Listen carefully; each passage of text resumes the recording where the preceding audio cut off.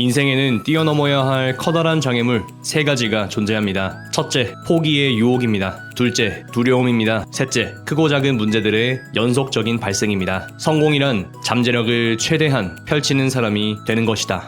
보도 셰퍼의 멘탈의 연금술을 읽어드렸습니다. 여러분의 내집 마련 도우미 대구경북 아파트와 함께 2022년 10월 19일 수요일 신문 듣기 함께 하시죠. 먼저 거시경제입니다. 이자 부담 커지자 가계 신용대출부터 갚았다. 가계 신용대출 중도 상환이 급증한 것으로 나타났습니다. 치솟는 이자 부담에 대출이 빚이 된 거죠. 자산시장은 침체하고 재미가 없으니 현생에 몰입하는 것입니다. 투자를 진득하게 하는 것이 얼마나 어렵습니까? 시진핑 1인 체제 굳히기, 중국 공산당 지도부 대거 물갈이, 중국 20대 당대회 폐막 이후 차기 지도부가 큰 폭으로 물갈이될 것이라는 전망이 제기됐습니다. 시진핑 국가주석 측근 세력인 시자진이 대거 공산당 최고 지도부에 입성할 것이라는 관측도 나왔습니다. 이것은 시진핑 1인 체제를 굳히는 것입니다. 다음으로 부동산입니다. 2년 만에 수도권에 등장한 미분양 관리지역, 경기 안성과 양주가 미분양 관리지역으로 지정되었습니다. 경기도의 미분양 절반이 양주와 안성에 몰려있기 때문입니다. 신규 물량의 분양가 상승이 겹쳐 난항입니다. 충남 6위 무석건설 부도 임박, 건설사 줄도산 공포 떤다. 지난해 매출 1,200억 원 규모를 기록했던 충남 6위 건설사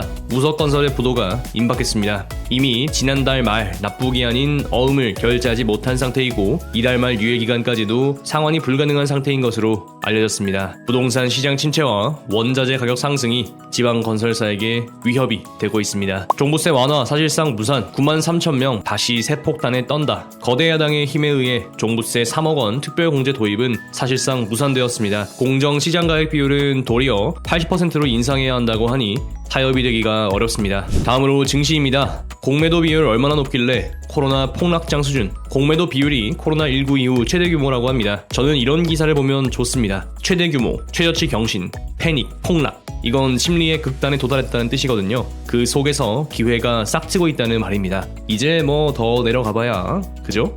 국내 증시 추풍낙엽인데 주식 양도세 유예도 자초위기, 주식 양도세 2년 유예도 무산될 위기에 처했습니다. M1 개미들에게도 세금을 가져가려고 합니다. 기본공제 5천만원 넘게 소득 올리는 개미는 없다고요? 네, 팩트를 때리시네요.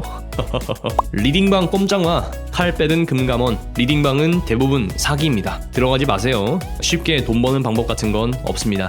현대차 기아 세타 엔진 충당금 2.9조 3분기 실적 반영, 세타2 GDI 엔진 관련 추가 충당금 2조 9천억 원을 올해 3분기 실적에 품질 비용으로 반영하기로 했습니다. 3분기 영업이익에 타격이 있겠군요.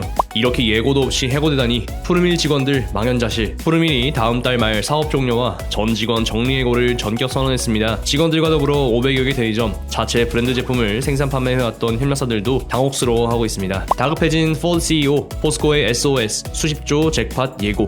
포스코 케미칼이 한 번 더 잭팟을 수주합니다. GM에 이어 포드입니다. IRA 시행을 앞두고 탈중국화를 통해 소재 공급망을 다변화하기 위한 조치로 풀이됩니다. 아마존의 겨울 왔다. 올해 33% 빠져 시총 1조 달러 흔들. 아마존이 올해 들어 시총이 33% 증발했습니다. 시총 1조 달러를 위협받고 있습니다. 이는 소비심리 위축과 내수 부진의 영향을 받을 가능성이 크기 때문인 것으로 해석됩니다. 다음으로 차트 보면서 일일시황 살펴보시죠. 먼저 한국 증시입니다. 코스피는 1.36% 상승한 2249, 코스닥은 2.21% 상승한 697을 기록합니다. 두 지수 모두 큰 폭으로 상승하는 모습을 보여주었고요. 시간봉에서 내용을 살펴보면 갭으로 상승했다가 갭 메우기 하고 되돌려 올라가는 모습을 확인할 수 있겠죠. 현재로서는 2250선이 주요한 저항선이 모여있는 곳인데 여길 넘어서 주면 위에 위치한 기준선 2290선에 도전을 해볼 수 있게 되겠습니다. 이 저항선을 잘 넘어갈 수 있기를 바랍니다. 코스닥의 경우에도 700선을 넘어서는 움직임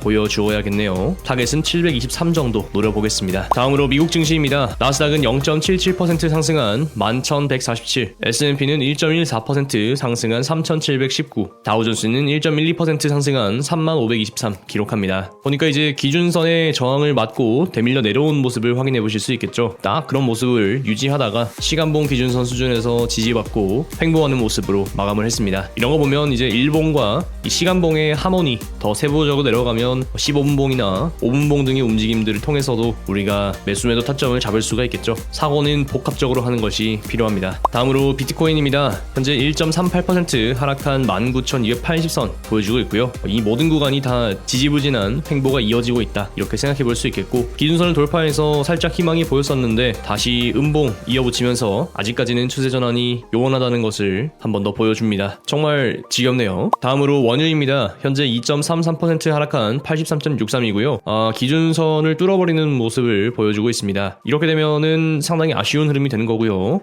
이렇게 큰 폭으로 상승했을 때 지지받고 올라가주는 그림이 가장 이상적인데, 이렇게 밀려버리면은 중간 다음 지지선까지 오려면 또 그만큼 시간이 걸리기 때문에 약간 아쉬운 모습이 되었다, 이런 생각이 들고요. 개인적으로는 81.21 이 선을 밀지 않기를 바라봅니다. 그러면 예쁜 그림이 될 수 있을 것 같습니다. 다음으로는 미국 10년 국채금리입니다. 0.1% 하락한 4.011으로 마감했고요. 여기도 어제와 거의 똑같은 움직임을 보여주고 있네요. 심심하고 지루한 움직임을 이어가고 있습니다. 다음으로 달러원 환율입니다. 1424원 기록하고 있고요. 직전에 종가와 시가를 이탈하는 저점이 등장했는데 예쁘게 하락해줄지 한번 기다려봅시다. 그래서 이 1410원 밑으로 내려가야 좀 의미가 있는 하락이겠구나 라는 것을 생각해 볼 수 있겠죠. 원하는 것을 못할 이유는 없습니다. 여러분들이 마주한 세상의 모든 장애물들을 황금으로 만드시는 오늘 하루 되셨으면 좋겠습니다. 장애물을 치우는 것이 곧 사업이니까요. 나의 장애물을 치우고 남의 장애물을 치워주면 그게 부가가치를 만듭니다. 한 주의 중반을 지나는 수요일입니다. 단단한 멘탈로 오늘 하루도 파이팅 하셨으면 좋겠습니다. 감사합니다. 대우연무 아파트였습니다.